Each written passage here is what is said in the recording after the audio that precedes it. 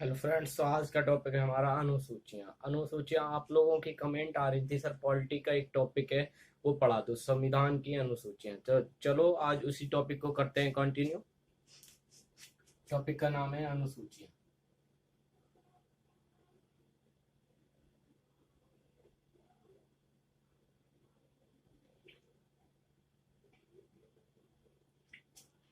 तो इस टॉपिक को बात करते हैं। टॉपिक आता है पॉलिटी में, ये सभी एग्जाम्स में लगभग आता ही है, प्रीवियस ईयर के सीजीएल के क्वेश्चनों में भी आया था।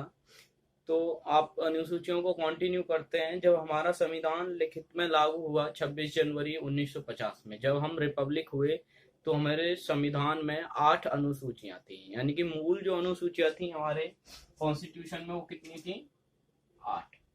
जैसे जैसे समय बीतता गया उनमें अमेंडमेंट या संशोधन होते चले गए। तो उसमें संशोधन होने के बाद 4 और अनुसूचियों को ऐड कर दिया गया। तो टोटल अनुसूचियां हो गई 12, यानी कि 12।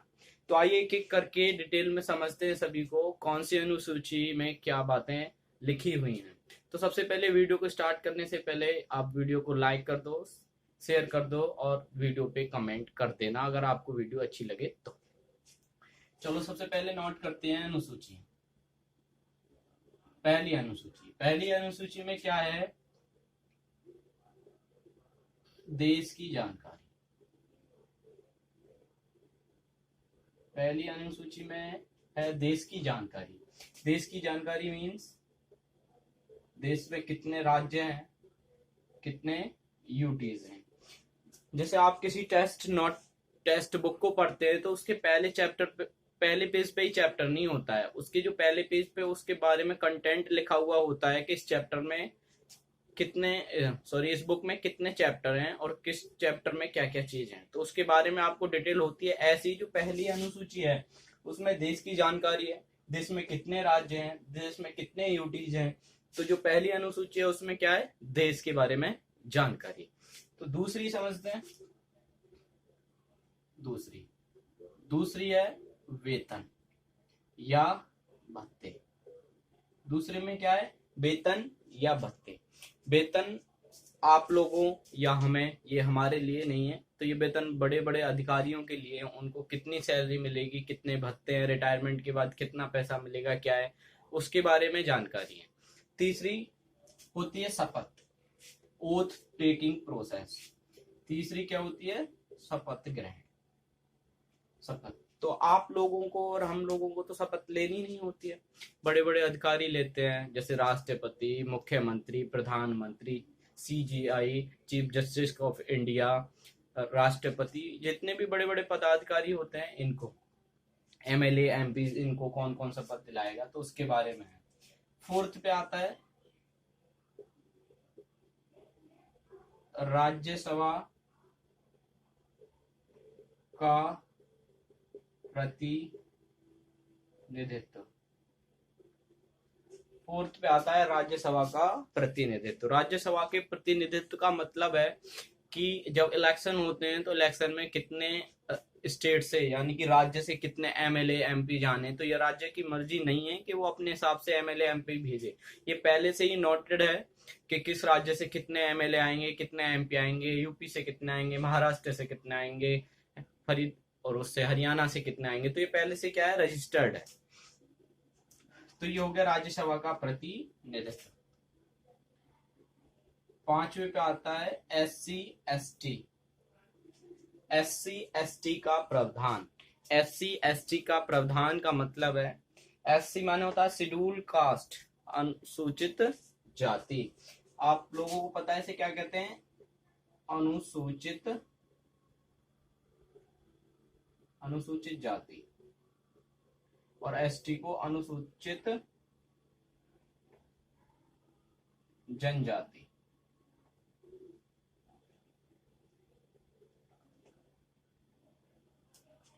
तो थोड़ा सा इनके बारे में जान लेते हैं। एससी एसटी का जो है, एससी होती है अनुसूचित जाति और एसटी होती है अनुसूचित जनजाति। एससी एसटी, एससी वही लोग होते हैं, जैसे आपके गांव में भी होंगे एससी, तो ये वही लोग होते हैं जिनकी वेशभूषा, खान, रहन सहन, संस्कृति, सब आपकी जैसा होता है, लेकिन इनको पहले क्या है, इनको दबाया गया, इन पे जुर्म किए गए, तो अंबेडकर जी ने इनके लिए कुछ रिजर्वेशन का प्रावधान नोट कर दिया। प्रावधान नोट करने के बाद इनको कुछ छूट मिली, उसके लिए इनके लिए क्या बनाया गया, एक नियम। और फिर एसटी, एसटी क्या होते हैं, एसटी पहले गांवों में, कस्बों में, ऐसी जगह पे नहीं रहते थे, वो रहते थे जंगलों में। जंगलों में से उन्हें निकाल के गांवों में संस्कृति, कल्चर, इनके बारे में डिटेल में समझाना, या उनको एक जैसा करना, इसके बारे में उनको प्रोत्साहन करके उनको एससी एसटी या आम आदमियों की तरह बनाने के लिए उनको प्रावधान रखा गया। फिर आता है छठा। छठा ये इसी से रिलेटेड है, और ये एससी की बात नहीं करता, ये करता है एसटी की बात। ये किसकी बात करता है, एसटी की बात, खासा 4 राज्यों में। किस किस में, असम, मेघालय, त्रिपुरा, मिजोरम। आप इसको शॉर्ट फॉर्म में लिख सकते हैं M T M. Assam, Meghalaya, Tripura और मिजोरम।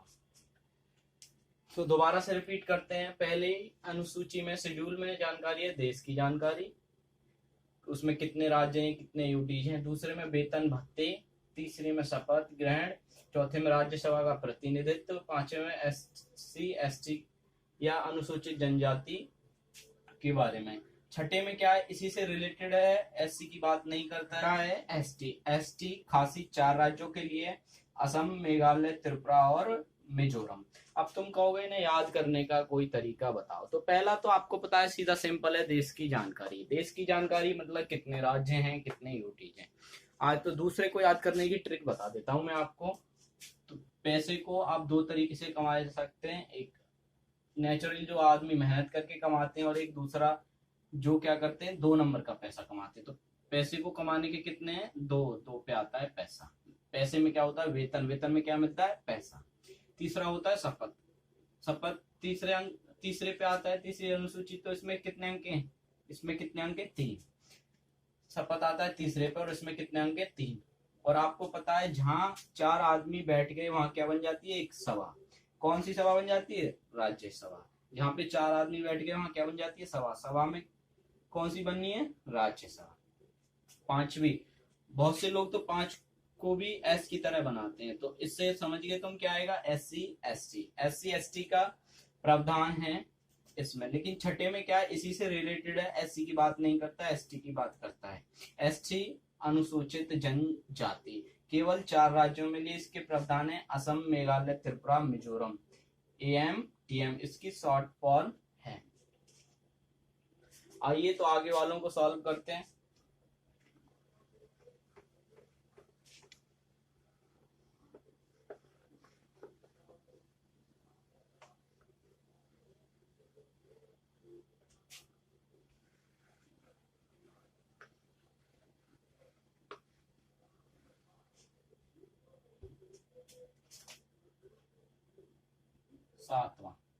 सातवें में आता है शक्तियों का बंटवारा।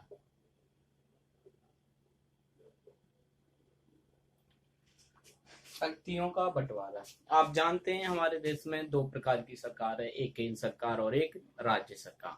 केंद्र सरकार पूरे देश को चलाती है, और राज्य सरकार केवल अपने राज्य को। तो केंद्र सरकार के पास अपने अलग टॉपिक हैं जिन पे वो काम करती है, और राज्य सरकार के पास अपने अलग टॉपिक हैं जिन पे वो काम करती है। आइए तो उन टॉपिक्स के बारे में जानते हैं। इधर नोट कर लेते हैं। एक 2 सूची होती है, एक होती है केंद्र सूची और एक होती है राज्य सूची। केंद्र सूची पे केंद्र सरकार काम करती है। इसमें 97 थे पहले, अब इसमें बढ़ के कार्य हो गए 100। कितने हो गए, 100। पहले इसमें थे 66, अब घट के कितने हो गए, 61।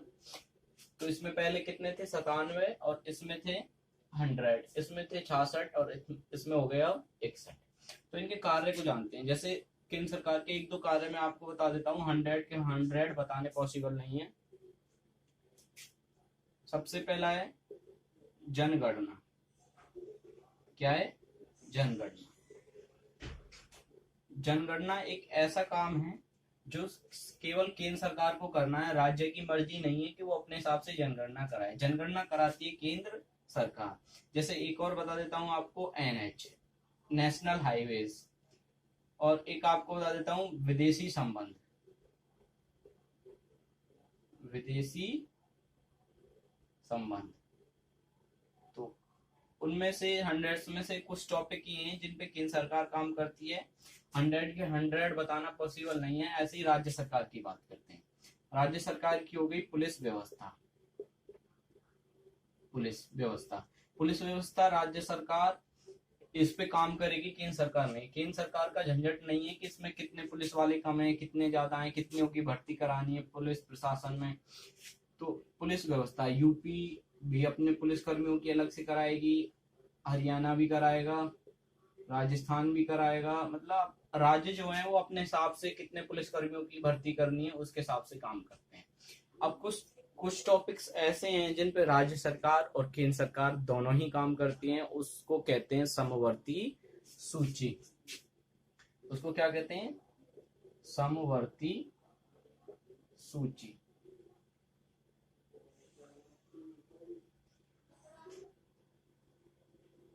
इसमें पहले थे 47 टॉपिक्स, अब हो गए 52।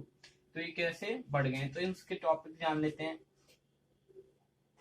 इसमें आता है सबसे पहले, जैसे आप 12th करते हो, 10th करते हो, तो कोई यूपी बोर्ड से करता है, कोई सीबीएसई बोर्ड से करता है, कोई हरियाणा बोर्ड से करता है, कोई राजस्थान बोर्ड से करता है, कोई बिहार बोर्ड से करता है। इसका मतलब शिक्षा एक ऐसा टॉपिक है जिसपे केंद्र सरकार और राज्य सरकार दोनों ही काम कर सकती हैं। तो तो शिक्षा एक ऐसा विषय है जिसपे दोनों ही काम कर सकती हैं। एक ऐसे ही है स्वास्थ्य व्यवस्था। क्या? एक स्वास्थ्य व्यवस्था। स्वास्थ्य व्यवस्था भी एक ऐसा टॉपिक है जिसपे केंद्र सरकार भी काम करेगी और राज्य सरकार भी। स्वास्थ्य व्यवस्था, तो कुछ ऐसी भी शक्तियां हैं या कुछ ऐसे भी तथ्य हैं जो 1950 में उनको नहीं पता था। अंबेडकर जैसे महान लोगों को, नेहरू जैसे महान लोगों के आने वाले समय में कुछ चीज ऐसे आ जाएंगी, तो उन्होंने कुछ बॉक्सों को नीचे खाली ब्लैंक छोड़ दिया, क्योंकि जो नई चीज आएंगी उनको वहां पे ऐड कर सकें। जैसे आजकल चल रहा है इंटरनेट। हाँ जी, आप भी यूट्यूब पे उसी वीडियो को देख रहे हैं इंटरनेट की मदद से। इंटरनेट की मदद से आप देख रहे हैं, मान लो किसी का मोबाइल खो जाता है तो एक क्षण के लिए उसका ऐसे होता है जैसे कि सांस आ ही नहीं रहा है, उसे सांस ही नहीं आ रहा है। हाँ जी, हकीकत है ये। तो एक इंटरनेट ऐसा विषय है जो आज से 50-100 साल पहले नहीं पता था कि आने वाले भविष्य में कभी इंटरनेट आएगा। तो ऐसी जो पावर है, ऐसी जो चीजें हैं जो हमें आज के टाइम में नहीं पता है कि आने वाले 50 साल, 20 साल, 30 साल बाद कौन सी चीज आएंगी, तो उनको रखा गया है अवशिष्ट शक्तियों में। उनको किस में रखा गया है? अवशिष्ट शक्तियों में। अवशिष्ट शक्तियों में। अवशिष्ट शक्तियों में तो ऐसी जो पावर होती है वो पार्लियामेंट यानी कि संसद के हाथ में होती हैं। अगर आप पेपर दे रहे हैं, मान लो पेपर में ऑप्शन नहीं है संसद का, तो आप प्रायोरिटी देंगे किसको? केंद्र सरकार को। किसको? केंद्र सरकार। अगर ऑप्शन में नहीं है अगर संसद, तो आप जो उसका आंसर दोगे केंद्र सरकार दोगे। जरूरत पड़ने पर राज्य सरकार की जो पावर्स हैं वो केंद्र सरकार को दी जा सकती हैं, लेकिन केंद्र सरकार की कभी पावर राज्य सरकार को नहीं दी जा सकती। तो आइए आगे वाले टॉपिक्स को बात करते हैं।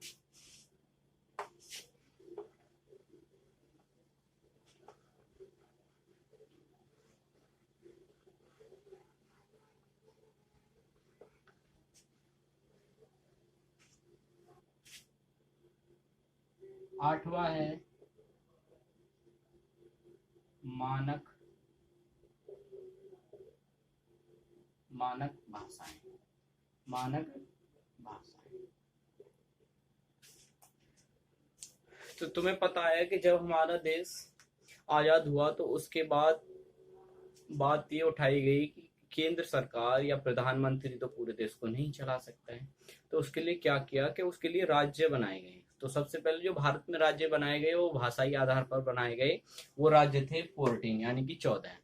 और जो इस टाइम कुछ राज्य ऐसे भी हैं जो बिना भाषा के आधार पर बनाए गए हैं। तो ये हमारी 14 भाषाएं ऐसी थीं जो जिनके आधार पर राज्य बनाए गए। जैसे जैसे समय बीतता गया तो इसमें और भाषाएं इंक्लूड की। और इसमें सबसे पहले 1 ऐड की, उसके बाद 3 ऐड की, उसके बाद 4 ऐड की। तो टोटल भाषाएं हो गई 22। तो आज का जो हमारा टाइम है इसमें 22 भाषाएं। कितनी भाषाएं? 22। तो आज के जो टाइम है उसमें हमारी 22 भाषाएं। तो यहाँ पे जहाँ पे आप प्लस का साइन देख रहे हो, ये कोई ना कोई अमेंडमेंट है, संशोधन है, नहीं तो इनको ऐड किया गया है। ऐड किया गया है तो कोई ना कोई टाइम हुआ होगा, कोई ना कोई सन, कोई ना कोई अमेंडमेंट नंबर दिया होगा इनको, जो इनमें ऐड किया गया है। तो ये 21वां संविधान संशोधन था, जब एक भाषा ऐड करी गई। उसके बाद 3 भाषाएं और ऐड करी गई, वो था 71वां। और जब 4 भाषाएं और ऐड करी गई वो था 92वां। ये पहला 21वां संविधान संशोधन। फिर ये जहाँ पे 3 भाषाएं ऐड करी गई वहां 71वां संविधान संशोधन। जहाँ पे 4 भाषाएं ऐड करी गई वो 92वां संविधान संशोधन। तो ये जो भाषा थी क्या था? सिंधी। और ये जो 3 भाषाएं थी इनको बता देता हूँ। कोंकणी, एक भाषा थी कोंकणी, एक थी मणिपुरी,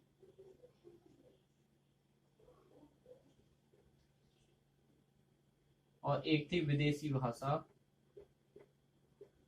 एक कौन सी थी? विदेशी नेपाली। कौन सी थी? नेपाली। अब बात करते हैं 4 भाषा। दूसरी मैथिली, तीसरी थी बोडो, चौथी थी डोगरी। ये ली, ये मैथिली, ये संथाली, इसके लास्ट में डो है, इसके स्टार्टिंग में डो है। इसे बता देता हूँ इनके लिए। डे शब्द याद कर लेना। कोंकणी, मणिपुरी, इसमें 2 डे वाली शब्द आ रहे हैं। कोंकणी, मैथिली और एक विदेशी भाषा नेपाली। सबसे पहली भाषा सिंधी भाषा। तो आप समझ गए।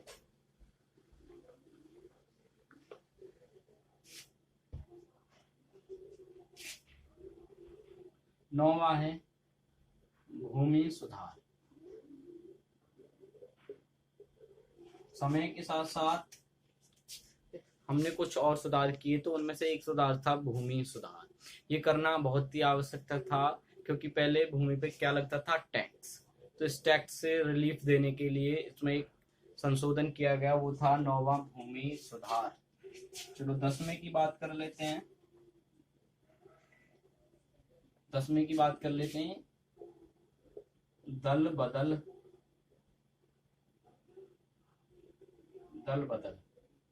दल बदल का मतलब क्या है कि पहले दल बदल, आप मान लो किसी एक पार्टी से जीत गए इलेक्शन, आप चाहते हो कि मैं इस पार्टी में नहीं रह के दूसरी पार्टी में जाना चाहता हूँ, तो दूसरी पार्टी में आप जा सकते हो, ये आपकी मर्जी है। लेकिन जो आपने जीता है, जो आपने पद लिया है अपना, तो वो तुम्हें उससे इस्तीफा देना पड़ेगा, उसके बाद ही तुम इस पार्टी को छोड़ के उस पार्टी में जा सकते हो। ठीक है। तो उस टाइम इंदिरा गांधी जी के मर्डर की बात है, उस टाइम दल बदल पर क्या लगाई थी? रोक। दल बदल पर रोक। 11वां था पंचायती राज।